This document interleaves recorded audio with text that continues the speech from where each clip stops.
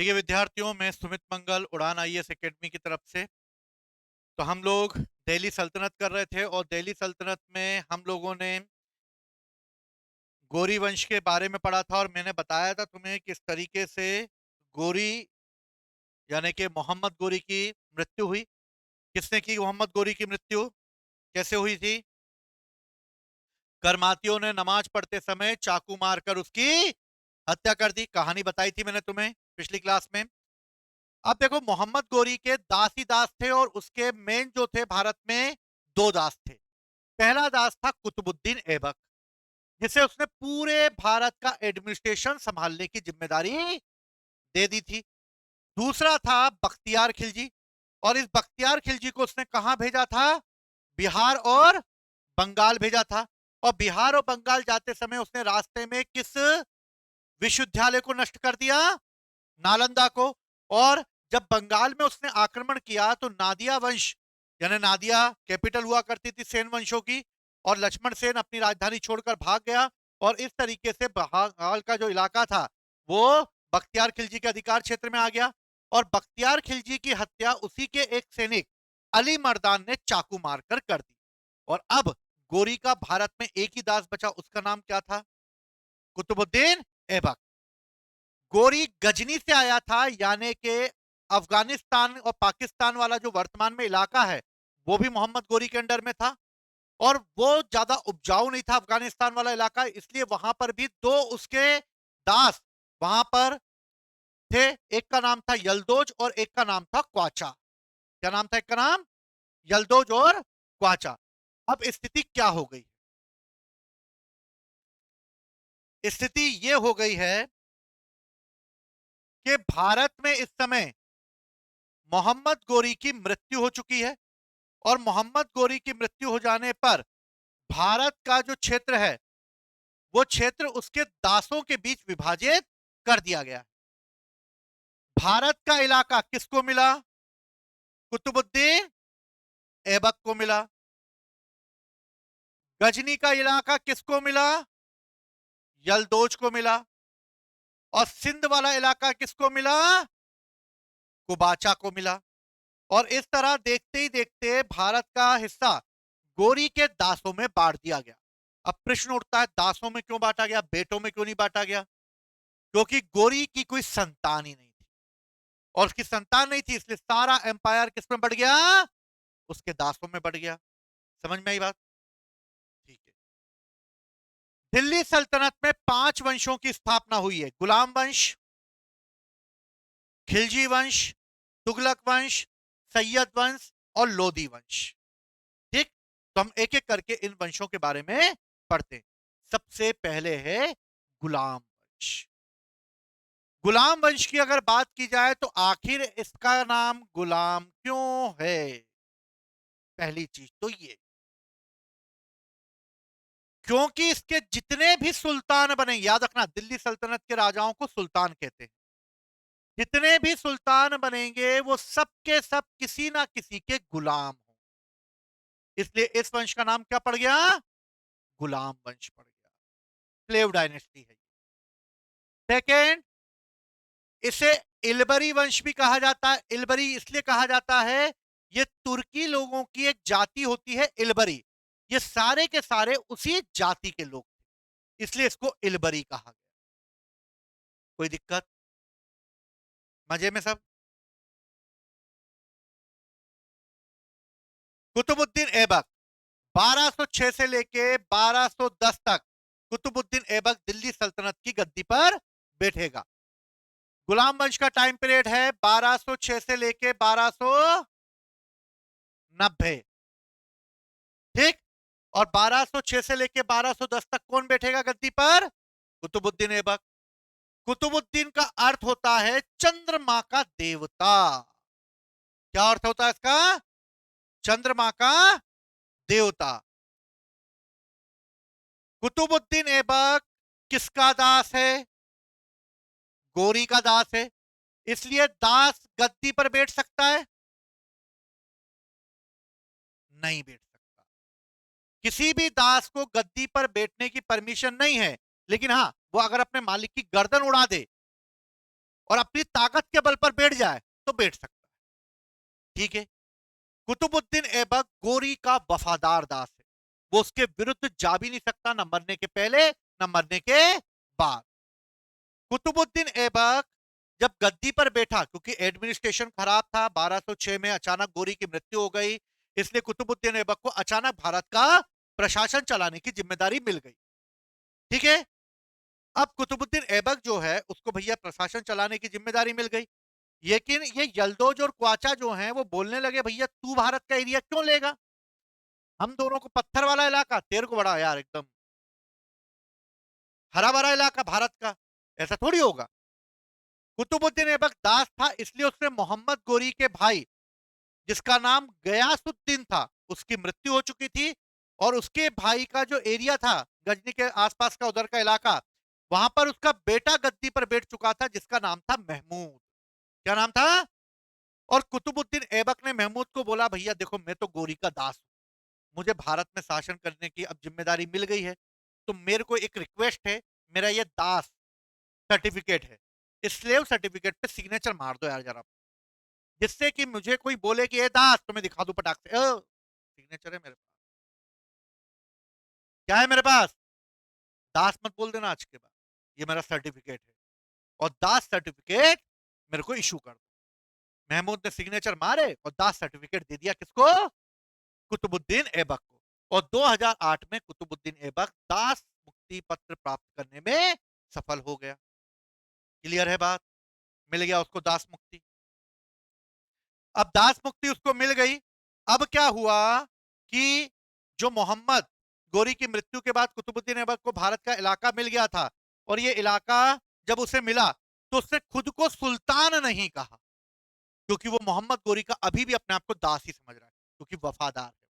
इसलिए वो गद्दी पर जब बैठेगा तो सुल्तान नहीं, बल्कि अपने आप को मलिक और सिपह सालार घोषित करेगा। किसका सालार? सिपह सालार। समझ में आई बात? कोई भी सुल्तान जब गद्दी पर बैठता था तो सुल्तान गद्दी पर बैठने से पहले अपने नाम का खुतबा पढ़ेगा। शुक्रवार के नमाजे के दिन वो मस्जिद जाएगा, अपने पूर्वजों का नाम लेगा।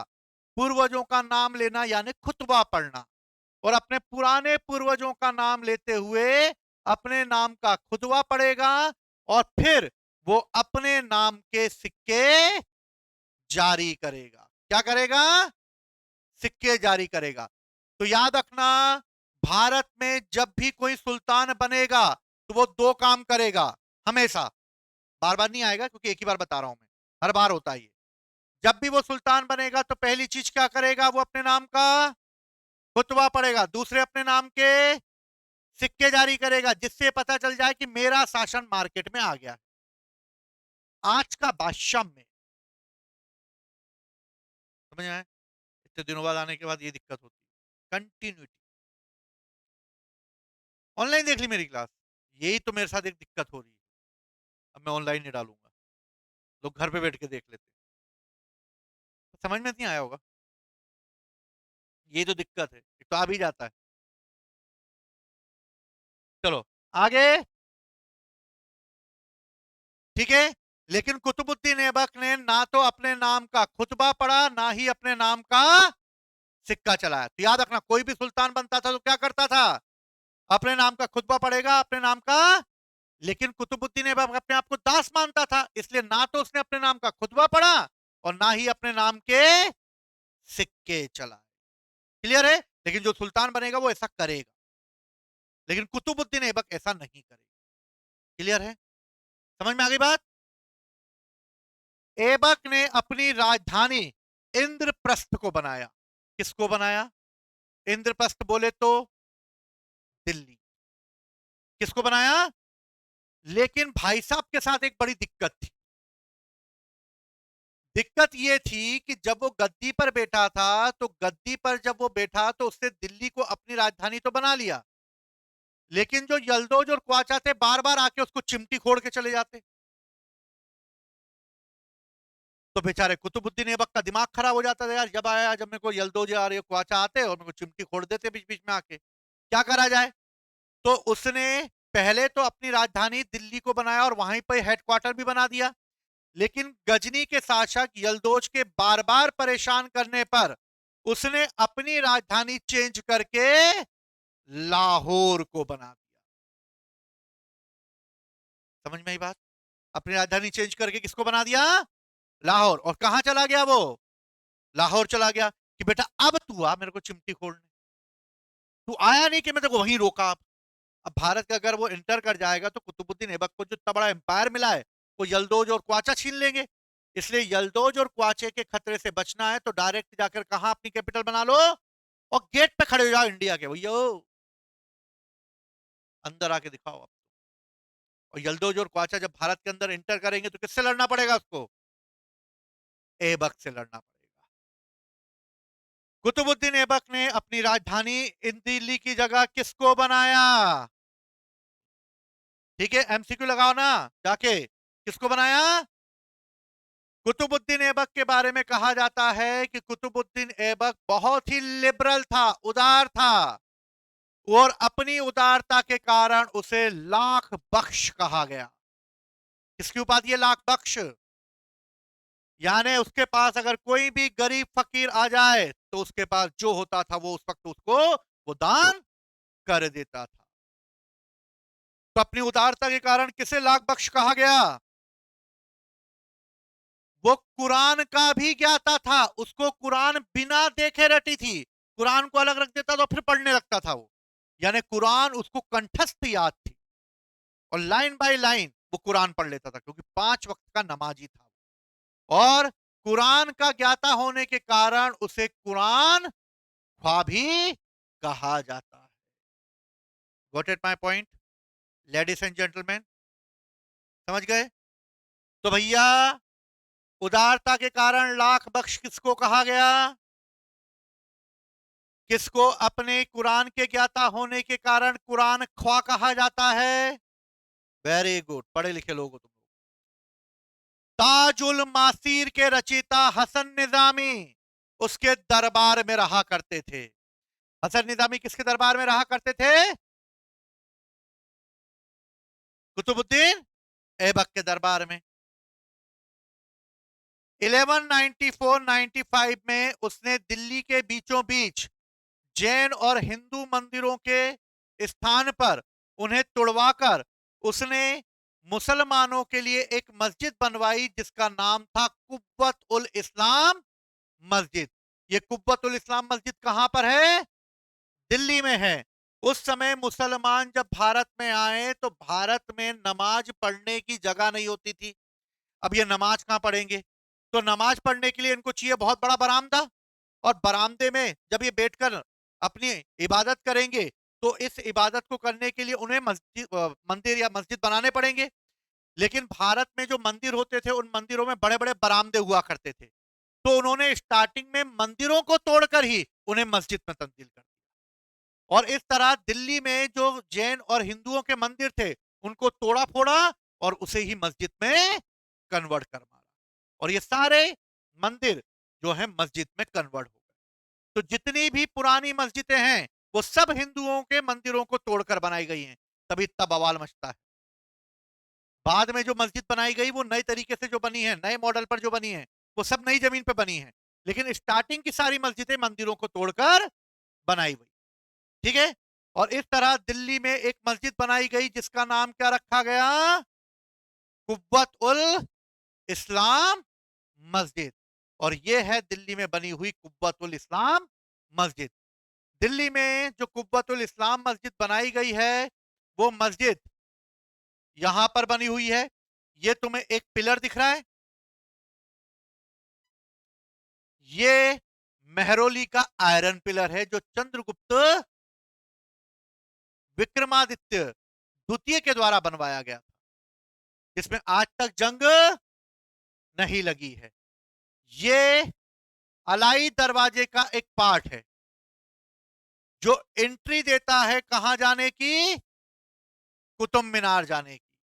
और ये बना हुआ है तुम्हारा कुतुब मीनार, जो कितने मंजिला है? 1 2 3 4 5 6 7 मंजिला।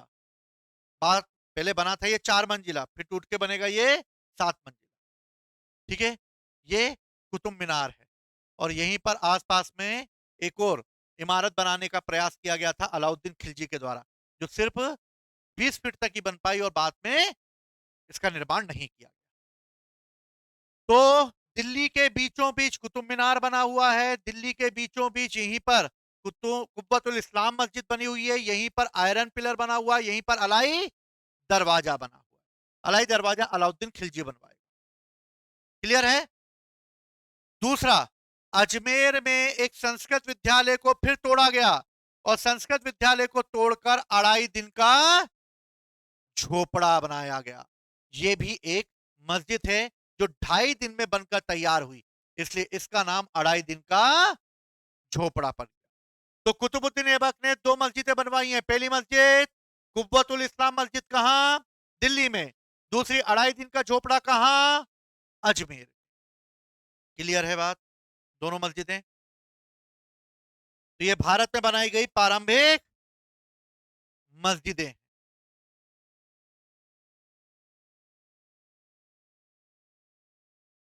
ठीक, ये मस्जिद बनी हुई है, ये कुव्वतुल इस्लाम मस्जिद बनी हुई है और ये बनी हुई है 2.5 दिन का झोपड़ा।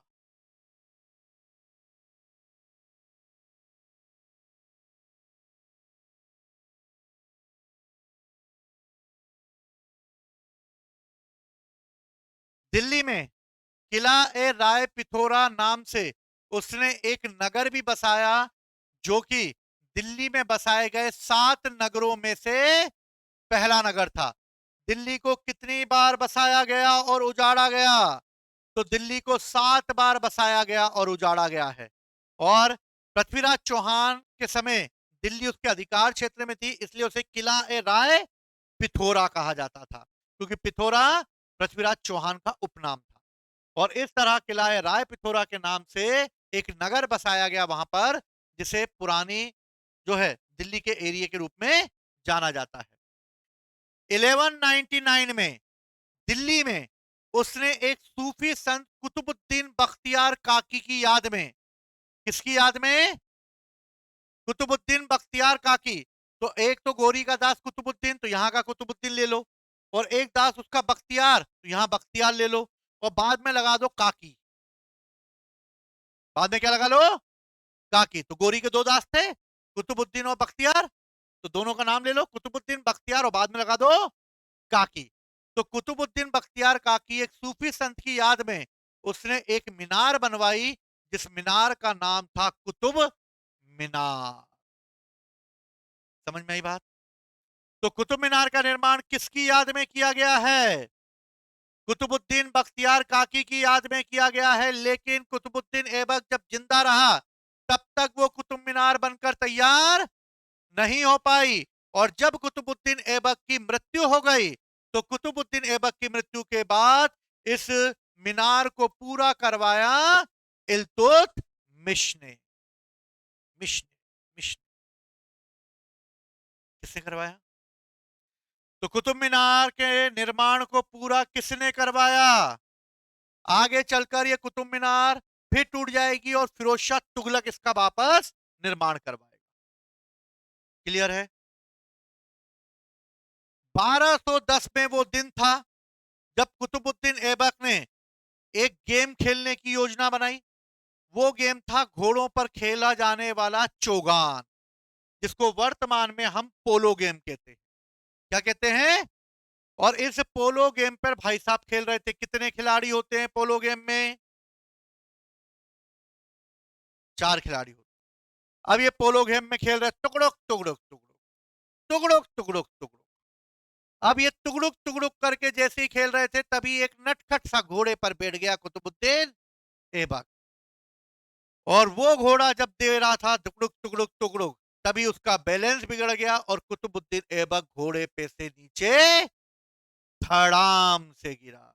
लोग चिल्लाए, चींटी मर गई, चींटी मर गई, चींटी मर गई।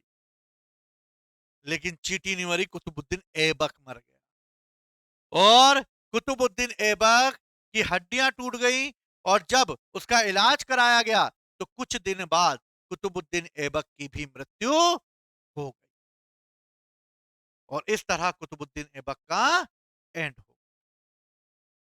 समझ में आई बात?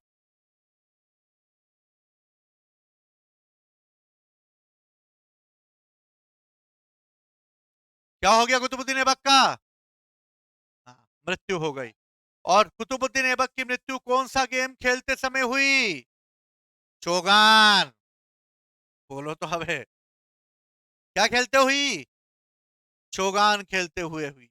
और इस तरह बेचारा किससे गुड़ गया? घोड़े पे से गिर गया बेचारा। सोच लो।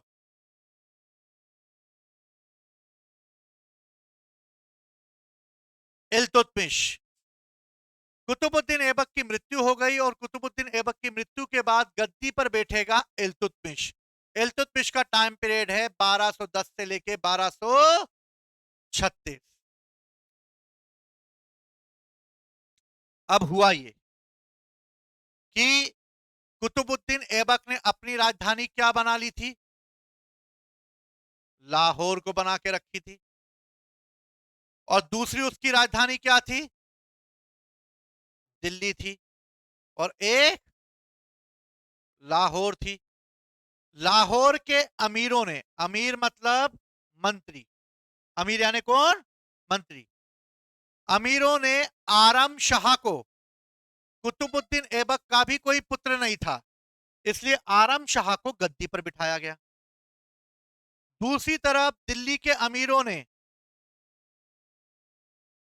इल्तुतमिश को गद्दी पर बिठाने का निर्णय लिया और दिल्ली के अमीरों ने बोला नहीं इल्तुतमिश गद्दी पर बैठेगा, लाहौर के अमीरों ने बोला नहीं भैया गद्दी पर बैठेगा तो हमारा नेता कैसा हो? आरम शाह जैसा हो। हमारा नेता कैसा हो? आरम शाह जैसा हो। लेकिन जो गद्दी पर बैठेगा वो दोनों अपनी अपने युद्ध कौशल को दिखाएंगे और इस तरह आराम शाह और इल्तुतमिश के बीच एक युद्ध होगा और इस युद्ध में इल्तुतमिश आराम शाह को पराजित कर देगा।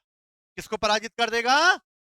आराम शाह को पराजित कर देगा और वो युद्ध होगा जूत की लड़ाई। और इस तरह एक मिनट के क्या, एक लड़ाई होगी जिसको कहते हैं जूत की लड़ाई। और जूत की लड़ाई में आरम शाह के नेतागिरी समाप्त कर देगा और इल्तुतमिश आरम शाह को पराजित करके खुद गद्दी पर बैठे। समझ में आई बात?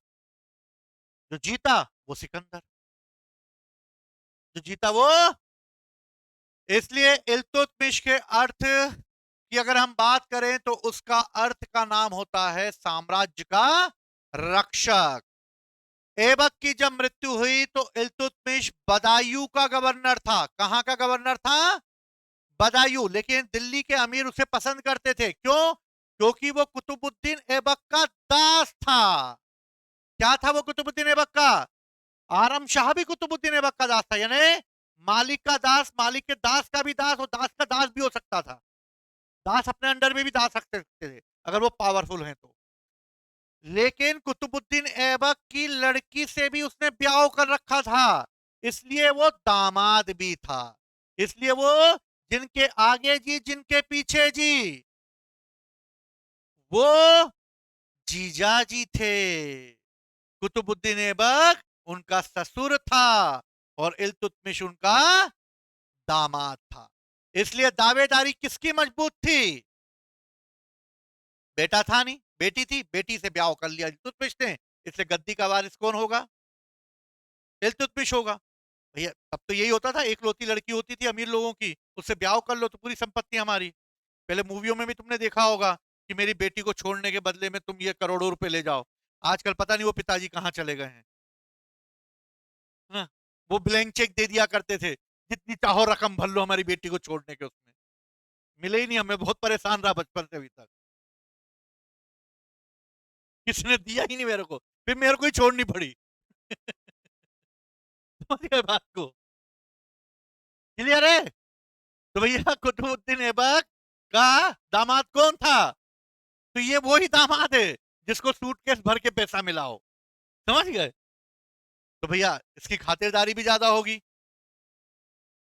अब क्या हुआ कि ऐबक की मृत्यु हो गई, और ऐबक की मृत्यु के बाद लाहौर के अमीरों ने किसको गद्दी पर बिठा दिया? लेकिन हमने बोला ना भाई ना, दिल्ली के अमीरों ने इल्तुतमिश को अपना क्या कर दिया? सुल्तान घोषित कर दिया। इसलिए गद्दी पर अब कौन बैठेगा? जीजाजी बैठेंगे। कौन बैठेगा?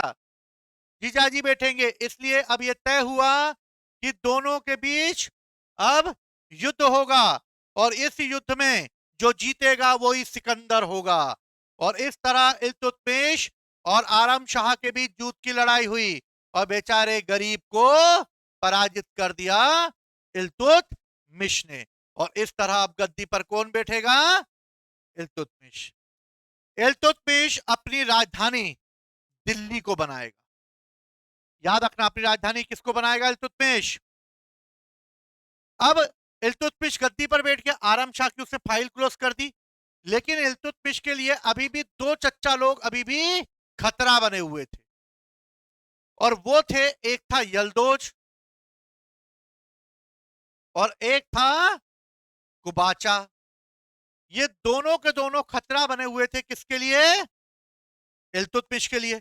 इल्तुतमिश को पता था कि दोनों की निगाहें भारत पर लगी हुई हैं। अगर इन दोनों ने गलती से भी भारत पर कब्जा कर लिया तो उसका साम्राज्य समाप्त हो जाएगा। इसलिए इल्तुतमिश ने सबसे पहले इन दोनों से निपटने की योजना बनाई। सबसे पहले उसने यल्दोज के विरुद्ध अपना अभियान किया, और यल्दोज के विरुद्ध जब उसने अपना अभियान किया तो उस अभियान में उसने तराइन का एक युद्ध लड़ा। इसको भी बैटल ऑफ तराइन कहा जाता है। तो तराइन का युद्ध हुआ, कई लोग इसको बैटल ऑफ थर्ड तराइन का युद्ध भी कहते हैं। तो यल्दोज और इल्तुतमिश के बीच तराइन का युद्ध हुआ, और इस तराइन के युद्ध में यल्दोज को पराजित करके उसे बंदी बना लिया गया, और बाद में उसकी हत्या कर दी गई। तो यल्दोज की समस्या खत्म। तो पहला कॉम्पिटिटर गया इल्तुतमिश का। दूसरा कॉम्पिटिटर कौन? कुबाचा। इसको तो चबा चबा के काटेगा वो। और कुबाचा जो था, उसे निपटाने के लिए कुबाचा पर उसने आक्रमण कर दिया। कुबाचा भागा, उसने पकड़ा, बेटा कहां जा रही है? और कुबाचा को पकड़ा और सिंधु नदी में डुबा डुबा के निरमा पाउडर से धो धो के उसका पूरा मेल उतार दिया, और इस तरह कुबाचा को सिंधु नदी में डुबा डुबा कर मार डाला। निपट गए दोनों। दोनों गए काम से। अब भैया अगला दुश्मन कौन मार्केट में हाजिर हो? तो एक बंगाल में उसका दुश्मन बैठा है जिसने बख्तियार खिलजी की चाकू मारकर हत्या की है। उसका नाम क्या है? अली मर्दान, जिसने बख्तियार खिलजी की हत्या कर दी और बंगाल में अपने आप को स्वतंत्र घोषित करके बैठा हुआ है। बंगाल का गवर्नर बन गया था इस समय अली मर्दान, उसने विद्रोह कर दिया, और इस तरह बंगाल के इस अली मर्दान को भी इल्तुतमिश ने पराजित करके बंगाल को अपने साम्राज्य में मिला लिया। 1234 में इल्तुतमिश ने मालवा पर आक्रमण किया, और मालवा की कैपिटल उज्जैन पर आक्रमण करके वहां से विक्रमादित्य की मूर्ति को उठा लाया। किसको उठा लाया? विक्रमादित्य की मूर्ति को वो उठा लाया। 1235 में उसने बमियान का अभियान किया, और इस बमियान का अभियान उसके द्वारा किया गया अंतिम अभियान था। तो क्वेश्चन आता है, इल्तुतमिश का लास्ट अभियान क्या है? बमियान। बमियान अफगानिस्तान में एक जगह है जो कि महात्मा बुद्ध के एक स्थानों में से रहा है, जहां पर पहाड़ पर काट के महात्मा बुद्ध की मूर्ति बनाई गई है। अगर तुमने देखी हो महात्मा बुद्ध की खड़ी हुई मूर्ति है बमियान में ऐसी, तालिबानियों ने दे बंदूकें मार मार के, दे गोला बारूद मार मार के उस पूरी मूर्ति को तोड़कर नष्ट कर दिया है। कभी मौका मिले तो मोबाइल में देखना, बमियान में महात्मा बुद्ध की मूर्ति किस तरीके से तोड़ फोड़ के उन्होंने फेंक दिया। तो इल्तुतमिश का लास्ट अभियान किसके विरुद्ध हुआ? बमियान के विरुद्ध हुआ। और 1236 में इल्तुतमिश की मृत्यु हो गई। किसकी मृत्यु हो गई? इल्तुतमिश की मृत्यु हो गई। इल्तुतमिश के समय और क्या हुआ? पहली चीज, इल्तुतमिश के समय एक समस्या उभर कर आई, और वो समस्या है मंगोलों की समस्या। किसकी समस्या? मंगोलों की समस्या। क्या होगी यह समस्या? मंगोल मिडिल एशिया के स्टेपिज घास के मैदानों में रहने वाले एक जनजातीय लोग हैं, जो कबीले के रूप में रहते हैं। और ये कबीले के रूप में रहते हुए ये लोग जो चाइना वाला इलाका है, उस चाइना वाले इलाके में बम ही बम फोड़ते रहते हैं। यहां पर रहते हैं ये लोग, ठीक है, मंगोल जाति के, जिससे मंगोलिया बना है। ये मंगोल के लोग पहले बौद्ध धर्म को मानते हैं। किसको मानते थे? बौद्ध धर्म को। और ये सारे कबीले आपस में उलझते रहते हैं, क्योंकि खाना बदल जनजाती है, कभी इसको मारा, कभी उसको मारा, कभी इसकी गर्दन टांग दी, कभी उसकी गर्दन टांग दी, है ना। एंजॉय के नाम पे गर्दन टांग दिया करते थे ये। मारना कूटना इनके बाएं हाथ का खेल था। तो ये कबीले वाले आपस में उलझते रहते, तो इन कबीलों ने निर्णय लिया कि भैया एक काम करते हैं, आपस में एक दूसरे को मारने से अच्छा एक मीटिंग कर लेते हैं और अपने सारे कबीले को एक करके इसका एक हेड बना देते हैं। सारे कबीले तैयार हुए और सारे कबीलों के प्रधान आकर मिले, और उन्होंने निर्णय लिया कि जो भी कबीलों का हेड बनेगा उसकी बात सब मानेंगे, और उस कबीले के प्रमुख को उपाधि देंगे हम खाकी। किसकी उपाधि देंगे?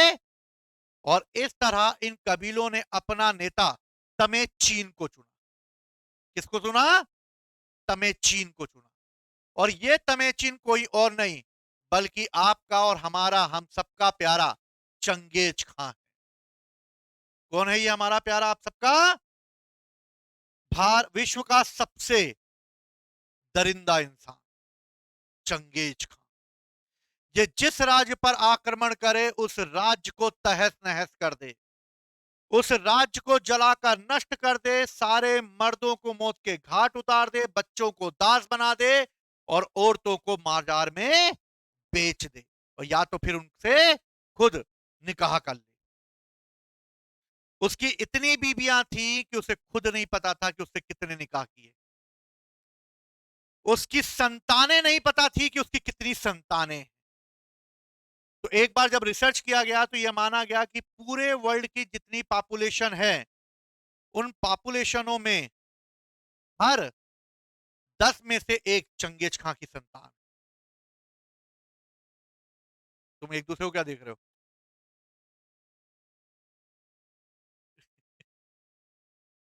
मैच कर रहे हो क्या? हैं? अरे किसी ना किसी में चंगेज खां का खून होगा। हाँ?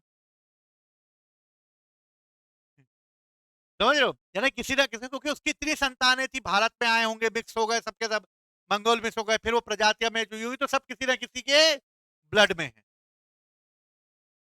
क्या समझ गए बात को? तो एक दूसरे के चेहरे मत देखो। मेरा चेहरा देख रहे हो क्या तुम लोग? ठीक है। तो भैया कबीले के लोगों को इकट्ठा किया और खुद उसका एक नेता बनाया गया, जिसका नाम तमेचीन यानी के चंगेज खां को रखा गया।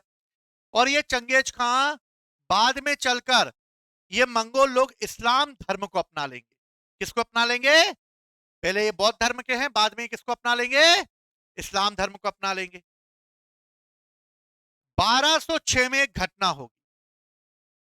मंगोल जनजाति के लोग अपने नेता तमेचीन यानी चंगेज खां को अपना नेता चुन लेंगे, और ये नेता चीन के द्वारा बनाई गई जो दीवार है, इस दीवार को तोड़कर चीन की राजधानी पेकिंग पर हमला कर देंगे, और बेचारा चीन अपने घुटने टेक देगा चंगेज खां के सामने। चंगेज खां ने इतना बड़ा एम्पायर खड़ा कर रखा है, उसके पास इतना सोना है, इतना सोना उसके पास था कि उसने अपना सोना चीन के इसी तकला मकान के रेगिस्तान में गाड़ दिया। इस सोने के बारे में कहा जाता है कि अगर यह सोना किसी को मिल जाए तो वर्ल्ड के टोटल इकोनॉमी का ये 60% के आसपास, यानी इतने करोड़ अरबों खरबों रुपए का सोना उसने छुपा के रखा। आज भी लोग उन रेगिस्तानों को ठिठोल रहे हैं जहां पर इसका सोना छुपा हुआ है। आज तक ये सोना मिल नहीं पाया। तुम चाहो तो जाकर ढूंढ सकते हो। समझ गए? तो एक हमारे राजा घनानंद का गंगा नदी में छुपा हुआ सोना, और एक चंगेज खां का रेगिस्तान में छुपा हुआ सोना आज तक नहीं खोया जा सकता। तो तुम्हारे पास दो ऑप्शन है, कहीं का भी जाके तुम सोना ढूंढ सकते हो। और वर्तमान में सोना 1 लाख रुपए तोला हो गया है। तोला की ग्राम ना, 10 ग्राम हो गया है। तो सोचो आज कितनी वैल्यू होगी उसकी, और वो भी 24 कैरेट का होगा या 23 कैरेट का होगा। और होगा कितना, यानी सोचो उसने गुफाएं बनवाई होंगी, उन गुफाओं में कितना सोना इकट्ठा करके रखा होगा। तो काजल की बहन,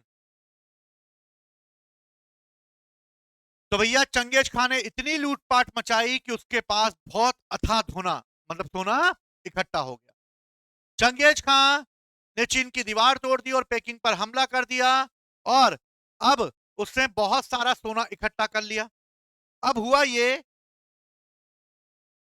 कि चंगेज खान ने व्यापार के माध्यम से अपना एम्पायर बढ़ाने की कोशिश करी, और इसी क्रम में मिडिल एशिया में व्यापार करने के लिए कुछ मंगोल व्यापारी गए। ये मंगोल व्यापारी जब मिडिल एशिया में व्यापार करने गए तो यहां पर एक वंश हुआ करता था जिसका नाम था ख्वारिज्म। कौन सा वंश था? ख्वारिज्म। ये मुसलमानों के द्वारा बनाया गया ऐशो आराम का एक ऐसा राज्य था जहां पर किसी भी चीज की कोई भी कमी नहीं थी। सुख समृद्धि में बहुत ही एक नंबर का एम्पायर हुआ करता था ख्वारिज्म।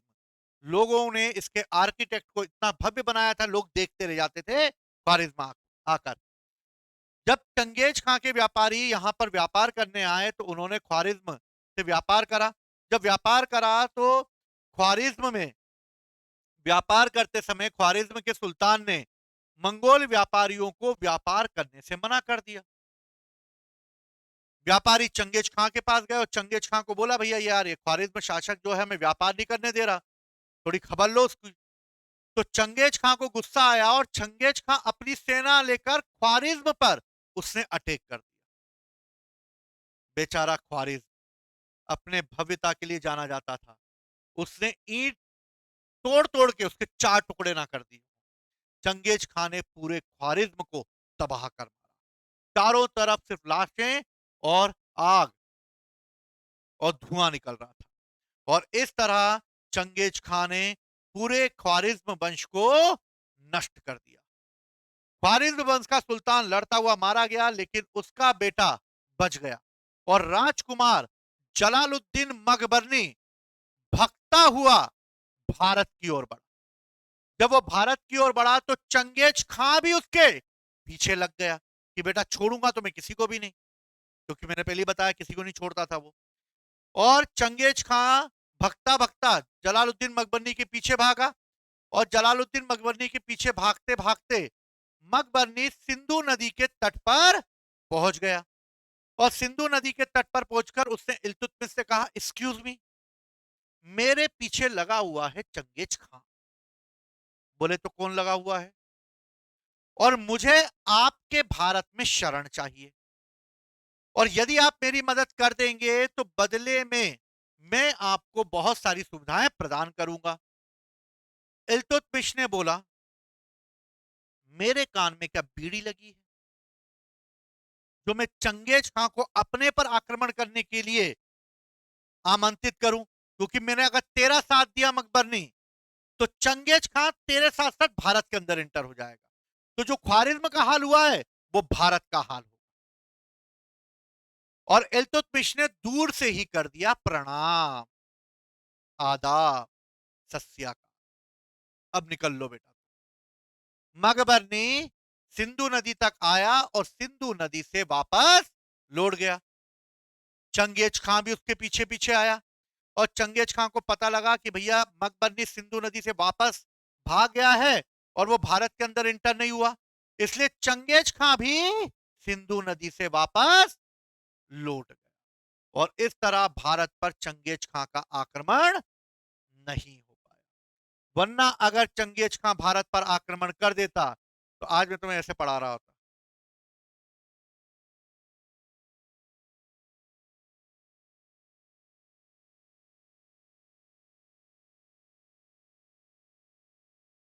और तुम लोग भी ऐसे पढ़ रहे होते।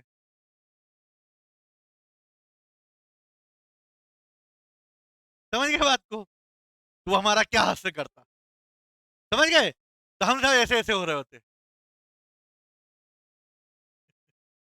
समझ गए? और इल्तुतमिश ने उसको शरण देने से क्या कर दिया? मना कर दिया। इसलिए चंगेज खां भी सिंधु नदी छोड़कर आगे नहीं बढ़ा और इस तरह मंगोल का खतरा टल गया। क्लियर है? चंगेज खां अपने आप को ईश्वर का अभिश्राप समझता था। क्या समझता था? ईश्वर का अभिश्राप समझता था। क्यों? क्योंकि वो खुद इतना निर्दयी था कि वो लाशों का ढेर लगाने में भी संकोच नहीं करता था। वो खुद ही सर गर्दनें काट दिया करता था। इल्तुतमिश ने चंगेज खां के आक्रमण को भारत पर ना होने देने में अपनी वो सूझबूझ दिखाई जिससे भारत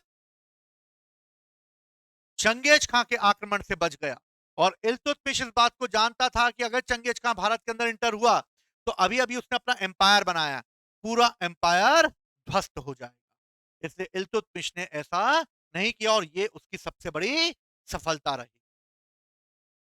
इल्तुतमिश दिल्ली सल्तनत का पहला ऑर्गेनाइजर है, पहला संगठन करता है जिसने दिल्ली को ऑर्गेनाइज करके रखा। क्योंकि कुतुबुद्दीन ऐबक के पास इतना समय नहीं था, क्योंकि 4 साल रहा, वो क्या कर पाता? 2006 से 2010 के बीच वो कुछ नहीं कर पाया, सिर्फ यल्दोजुल क्वाचा से ही परेशान होता रहा। लेकिन इल्तुतमिश ने 1210 से लेकर 1236 तक शासन किया। उसके पास लगभग 26 ईयर थे जिसमें उसने भारत में तुर्की एम्पायर यानी कि एक मुस्लिम एम्पायर को व्यवस्थित रूप से संगठित कर दिया। उसने एकता व्यवस्था को जन्म दिया। याद रखना, एकता व्यवस्था को भारत में किसने जन्म दिया? इल्तुतमिश ने। किसने जन्म दिया? सबसे पहले एकता मोहम्मद गोरी ने चालू करी थी, लेकिन भारत में एकता व्यवस्था को संगठित करने वाला, एकता का मतलब होता है प्रोविजनल डिवीजन यानी प्रांत, जिसमें अलग अलग एकता अपॉइंट कर दी जाएंगे और वहां का प्रशासन चलाने के लिए वहां पे इक्तेदार अपॉइंट किए जाएंगे। समझिए, एक तरह का सामंतवाद। सैनिक व्यवस्था, मौद्रिक व्यवस्था सबको संगठित किया। उसने चांदी का पहला सिक्का चलाया जिसका नाम था टंका और तांबे का सिक्का चलाया जिसका नाम था, तो भूल ना जाना साथियों, साथ निभाना। चांदी का टंका और तांबे का जीतल हजारों बार एग्जाम में आया हुआ क्वेश्चन है, भूल मत जाना इसको। चांदी का क्या? टंका। तांबे का क्या? जीतल। क्लियर है? उसने टंकों पर टकसाल का नाम लिखाने की परंपरा भी भारत में चालू कर दी और इल्तुतमिश ने बोला कि जो सिक्का जिस टकसाल से टकसाल यानी जहां छापे जाते हैं, जिस भी फैक्ट्री से वो निकले, उस फैक्ट्री का सिंबल उस पर लगा होना चाहिए जिससे जारी सिक्का मार्केट में ना आ जाए। इल्तुतमिश का एक और सबसे महत्वपूर्ण काम है कि उसने 40 प्रमुख सरदारों को मिलाकर एक संगठन बनाया जिसका नाम रखा चहलगानी। तुर्क ए चहलगामी। तुर्क ए चहलगामी भी बोलते हैं इसको। तुर्क ए चहलगामी यानी कि एक ऐसा संगठन जिसके तहत उसने अपने वफादार 40 अमीरों को इकट्ठा किया और कहा कि भैया मैं 40, तुम मेरे सारे अमीर हो, मैं इल्तुतमिश, और तुम मेरे 40 सरदार हो। मैं कोई भी निर्णय लूंगा तो तुमसे पूछ के लूंगा और मैं चाहूंगा कि तुम मुझे अच्छी एडवाइस। समझ गए? तो अच्छी एडवाइस देने, अच्छा प्रशासन चलाने के लिए इल्तुतमिश ने 40 सरदारों का क्या बनवाया? चहलगामी बनवाया। What is my point, ladies and gentleman? Iltutmish ने ग्रामीण क्षेत्र में भी तुर्की जनसंख्या को बटा दिया, यानी कि उसने तुर्की जनसंख्या के लोगों को भी बसाया गांव में, जिससे गांव में हिंदुओं का वर्चस्व कम हो जाए और गांव गांव तक मुसलमान पहुंच जाए। 18 फरवरी 1929 को इल्तुतमिश ने बगदाद के खलीफा से शासन करने की अनुमति मांगी और बगदाद के खलीफा अल मुस्सिर बिल्लाह ने शासन करने के लिए इल्तुतमिश को परमिशन दे दी और इस तरह इल्तुतमिश दिल्ली सल्तनत का पहला वैधानिक सुल्तान बनेगा। तो याद रखना, दिल्ली सल्तनत का पहला सुल्तान वैधानिक रूप से इल्तुतमिश है, क्योंकि उसने खलीफा से अनुमति ले ली। और याद हो तो मैंने खलीफा के बारे में बताया है, इस्लाम जगत का धर्मगुरु जिसके कहे अनुसार पूरे इस्लाम का पत्ता भी नहीं हिल सकता, अब उसी खलीफा ने उसको अनुमति दे दी है, तो अब उसके ऊपर तो कुछ है ही नहीं। और इस तरह इल्तुतमिश दिल्ली सल्तनत का पहला सुल्तान बनेगा। दिल्ली सल्तनत में न्याय व्यवस्था को सुचारू रूप से चलाने के लिए उसने न्याय की जंजीर लगवाई। और इब्ने बतूता कहता है कि उसने घर के दरवाजे के बाहर एक जंजीर लगा के रखी थी, जिसको भी जाए चाहिए होता इस जंजीर को बजा देता और इल्तुतमिश उसे न्याय देने आ जाता। ये इब्ने बतूता बताता है। मिनाजुस सिराज के लेखक तबकाते नासरी, मतलब उन्होंने लिखी है तबकाते नासरी, और मलिक ताजुद्दीन जैसे विद्वान उसके दरबार में रहा करते थे। और इल्तुतमिश ने राज्य के खर्चे से 2 कॉलेज बनवाए, जिससे कि मुसलमानों को एजुकेशन प्राप्त हो सके। और इस तरह 2 कॉलेज और मदरसे की स्थापना इल्तुतमिश के द्वारा करवाई गई। एक उसने अपने बेटे के नाम पर खोला था दिल्ली में। समझ गए? तो यह है इल्तुतमिश। इसके बाद की कहानी हम अगले लेक्चर में करेंगे। ठीक है? तो बाकी फिर हम लोग बाद में मिलते हैं। जय हिंद, जय भारत।